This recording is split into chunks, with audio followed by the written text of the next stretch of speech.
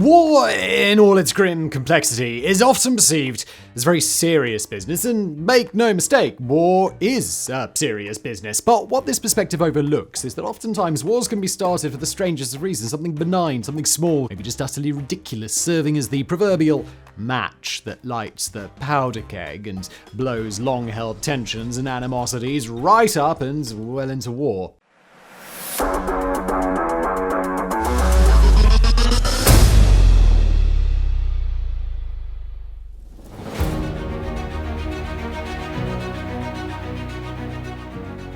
Our first tale today comes from the heart of medieval Italy in the 14th century, when the cities of Modena and Bologna were embroiled in a series of political and territorial disputes. Italy, in this period, was characterized by fragmentation, as it contained numerous city-states, each functioning as independent mini-nations, striving for dominance over the rest, and oftentimes armed conflict broke out between them. And for Modena and Bologna, one such war would break out when the pride, reputation, and honor of one of them was grossly violated by the theft of a humble bucket. It all began one fateful evening in 1325, when soldiers from Modena, either driven by mischief or a deeper plot to embarrass their rivals, brazenly pilfered a ceremonial bucket from a city well in Bologna. This didn't go down well, and in the tightly knit society of medieval Italy, word of the theft began to spread swiftly thanks to roaming traders, nomadic bards, and wandering minstrels. As the tale of the stolen bucket, embellished with every retelling, spread like wildfire, it evoked passion, stirring indignation, and rallying the people of Bologna to reclaim their stolen honor. In taverns, squares, churches, whispers grew louder, turning into demands for retribution. To these people, seeing the return of the bucket was akin to reclaiming a piece of their very soul, a symbol of the city's history and resilience. It may seem a little bit ridiculous to us in the modern day, but it is easy to see why the bucket may have inflamed such intense zeal at the time. After all, this did occur against the backdrop of an Italy rife with internal conflicts, thus giving the act a deeper meaning. It was a microcosm of the continuous one-upmanship between city-states, of the perpetual desire to diminish rivals and assert dominance. Well, either that or Modena and Bologna really just hated each other and didn't need much of a reason to kick off a bit of a war. Warfare in the medieval era was a brutal affair, and the battles that raged between Modena and Bologna were no exception. Cities mobilized, soldiers were conscripted, and strategies were drawn. Fields that once bore crops became grounds for combat, transformed into bloody theaters of war.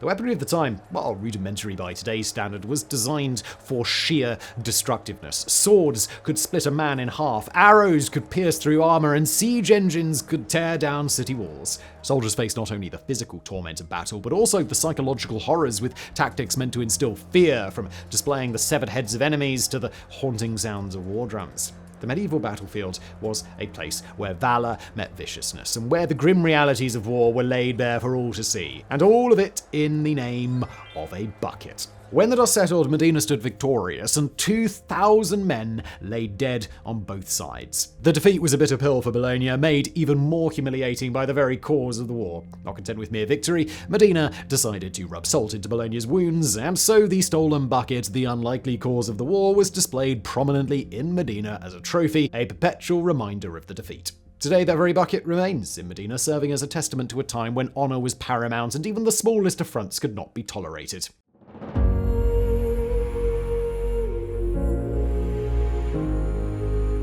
Now for this section, let's look back to 1969, when football, the sport that always evokes passion and patriotism, got just a little bit out of hand and became the flashpoint for a full-blown war. The Football War, as it came to be known, was between Honduras and El Salvador, two neighboring countries in Central America. And as we saw in the previous chapter, while the flashpoint itself may appear absurd, it was, in fact, fueled by other, much deeper-rooted animosity, specifically simmering socioeconomic and political tensions between the two countries. Back in the 1960s, both nations grappled with land reform issues, demographic pressures, and escalating disputes over immigration. Salvadorian migrants had been moving into Honduras in search of arable land and better livelihood, which led to increasing resentment among native Hondurans. Yet, despite these growing tensions, open conflict had been avoided for now.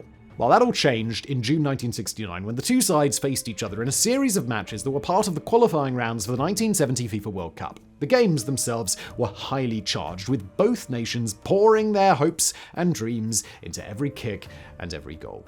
But off the field, the situation deteriorated rapidly. Fans from both sides clashed, with reports of violence and even fatalities. Each match seemed to pour gasoline onto the already volatile powder keg, and it became ever apparent that it was only going to be a matter of time until something big happened. But most were just predicting mass riots and civil disorder. No one on the grounds predicted just how out of hand things were going to get. It didn't help that the media was also fueling the ever-expanding chaos, with reporting on both sides completely pandering to the escalating nationalistic fervor. Inflammatory headlines and partisan reporting turned football matches into symbolic battles in the two nations' zeitgeist, reinforcing the narrative of us versus them. This further inflamed passions and drove a wedge right between the two countries. And so, by the time the last whistle was blown in the third and final match, the situation had reached an absolute boiling point. What had begun as a sporting rivalry had now evolved into a full-blown diplomatic crisis. Mere weeks after the last game, on the 14th of July, the Salvadorian army launched an assault on Honduras. Tanks rolled across the borders and fighter jets roared in the skies. The football war had begun. International concern grew rapidly in the opening hours of the war. The Organization of American States, alarmed by the sudden eruption of conflict, stepped in to mediate. Intense diplomatic efforts to broker a peace ensued, and by the 20th of July, a ceasefire was finalized and the guns fell silent, 100 hours after they'd first roared into action. But unfortunately, a modern military can do a lot of damage in 100 hours, and the consequence of the war was dire for both nations. Honduras and El Salvador alike had suffered significant casualties, with thousands dead, injured, or displaced. Cities and infrastructure was damaged, and the economic toll was immense. Raw wounds and underlying disputes that had been festering for years had finally boiled over, and now both nations would pay the price for decades to come. But on a positive note, in the aftermath of the conflict, both nations managed to actually sit down, talk out their problems, and take action to address the root cause of the conflict so that it wouldn't happen again. Discussions around immigration, land reform, and bilateral relations took center stage, and by and large, the two nations managed to resolve their differences amicably. Today, the football war serves as a poignant reminder of the complexities of international relations. It underscores how seemingly unrelated events, such as football matches, can act as triggers when set against a backdrop of unresolved issues and heightened nationalistic sentiments.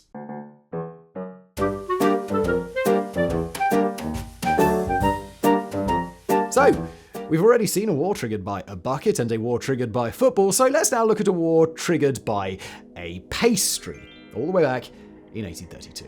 The story begins in the bustling streets of Tacubaya in Mexico. There's a Frenchman named Monsieur Remontel who operated a pastry shop, and a very successful one too, as his treats were sought after by the city's residents and visitors alike. So far, so good. Frenchmen making pastries. The problem started in 1832, when Remontel claimed that his shop was looted, not by common thieves, but by officers of the Mexican army. In the aftermath, with local redress not being forthcoming, he took his grievance across the Atlantic to his homeland of France. There he found a sympathetic ear from the king, Louis Philippe himself. He fell to his knees before the king and span his sorry tale of damage and loss. He sought 600,000 pesos in compensation to make things right, a simply staggering sum for the day that was well in excess of any possible costs needed to return his business back to its former glory. One might imagine that such a claim, originating from a single incident in a distant bakery, would be dismissed by the king, or at best considered no more than a minor diplomatic dispute. However, the 19th century was an era of empires, and national honor was paramount. To King Louis Philippe, this was not merely about a pastry shop, it was an affront to a French citizen, and by extension, France itself. It also didn't hurt that Mexico had recently accumulated huge debts to many European countries, France included, and that the incident at Remontel's pastry shop gave him the perfect excuse to get that debt repaid, with a little bit extra on top. And so, with both those things in mind, Louis Philippe demanded compensation from Mexico, but the newly independent nation simply couldn't afford the vast sum demanded, especially not over an incident involving a pastry shop of all things. And so, they refused France's demand for compensation. Many in the Mexican government had assumed that France, which had recently had its standing in the world obliterated by its loss in the Napoleonic Wars, would not make too much of a fuss about it.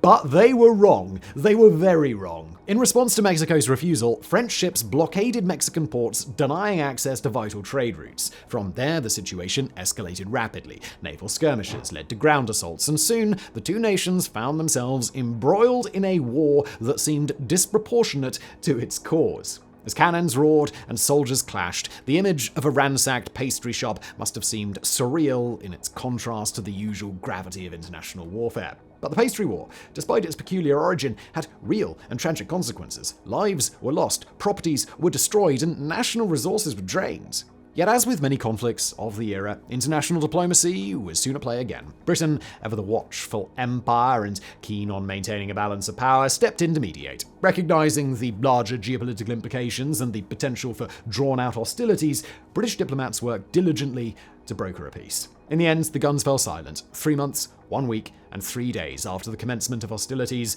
but the resolution would come at a cost to Mexico because the nation was forced to agree to pay the demanded amount of 600,000 pesos, a sum that, considering the nation's economic challenges, was burdensome to say the least. Today, the Pastry War is often recounted with a mix of bemusement and incredulity. It stands as a testament to the unpredictable and sometimes absurd turns of history. While a pastry shop's looting served as the catalyst, the conflict, as with all the wars that we've looked at thus far, underscored deeper tensions between nations, the fragility of new states, and the extent to which empires would go to assert their dominance.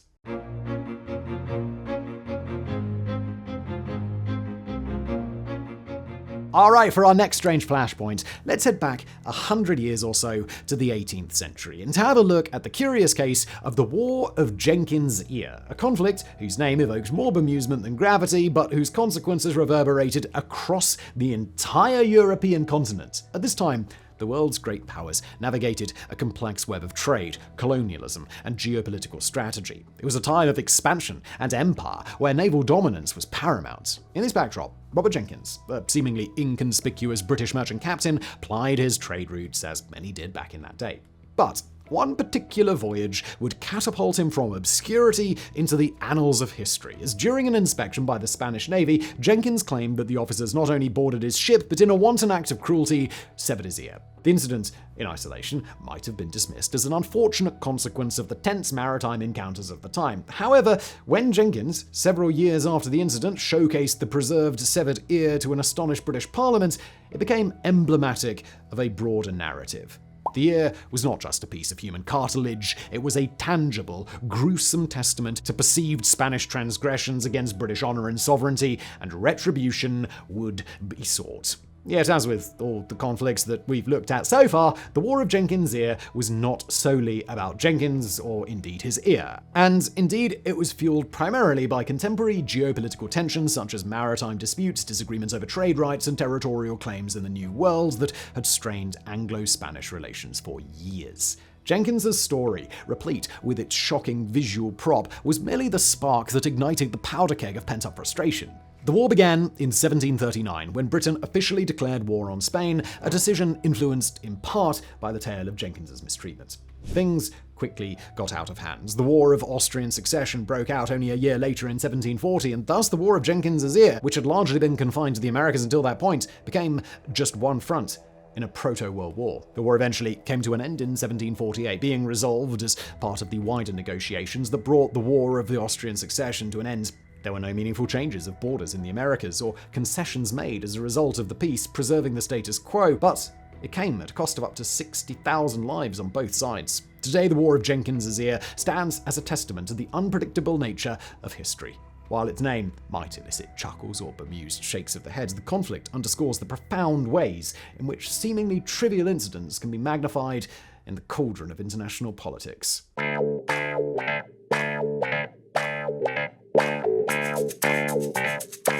For our final entry today, let's end on a bit of a lighter note by having a look at a conflict with an undeniably strange beginning, on account of it being declared on emus. Unlike its name suggests, this wasn't a war in the traditional sense, but rather an extensive pest control operation run by the Australian military. Now, you might be wondering why we have included this in a list of wars, but, well, historians like to speak of it as if it was a war for some reason, so we thought, why not? The story begins after World War I, when Australia, like many nations, was grappling with the challenge of reintegrating its brave returning soldiers back into civilian life. To aid this transition, and as a gesture of gratitude, Australian veterans were granted plots of land for farming in Western Australia. Little did they anticipate, however, that these lands would soon become the stage for one of the most unorthodox conflicts in history. The vast Australian landscape has its rhythm, shaped by the ebb and flow of its unique flora and fauna. Among its most distinctive inhabitants are the emus, large flightless birds known for their agility and speed. As summer approached, thousands of these birds, in their regular migratory pattern, moved inland from the coastal regions. They were on a quest for food and water, and the newly cultivated farmlands presented a veritable feast. To the dismay of the veterans-turned-farmers, the emus began descending on their land in droves. The emus, in their relentless pursuit of sustenance, wreaked havoc. They trampled over crops, consumed vast swaths of plantations, and, perhaps most distressingly for the farmers, they destroyed fences. These fences were not merely boundaries, they were vital for keeping out rabbits and other pests. With each fence breached by the emus, the farmers' troubles compounded as their lands became vulnerable to other nuisances. Desperation led the beleaguered farmers to seek help from the one institution that they trusted, the military. Surely, they thought, the might of the Australian army would be more than a match for some wayward birds. And the military was only too happy to answer the call, and so, armed with machine guns and a sense of purpose, it embarks on what was assumed would be a straightforward mission. Turn up, shoot some emus, have a brew, go home. Job's a good 'un. The reality, however, was anything but. The emus, though flightless, were nimble. They ran with an unexpected swiftness, often scattering in small packs, making them elusive targets. Where the military expected docile birds, they encountered agile adversaries. Each operation to curb the emu menace was met with challenges, from the rough terrains that hampered vehicle movement to the birds' astonishing ability to take hits and continue running. The battles that ensued were a spectacle. Images of soldiers locked in bizarre tango with birds became emblematic of the conflict. It wasn't long before the realization dawned that this was a war they weren't winning. The military's best efforts were no match for the emu's resilience and adaptability. So, in the end, after expended ammunition and dented pride, the military retreated, marking the conclusion of the most unusual war in Australian history. The emus, oblivious to their victory, continued their foraging, and the farmers were left to devise new strategies to safeguard their lands.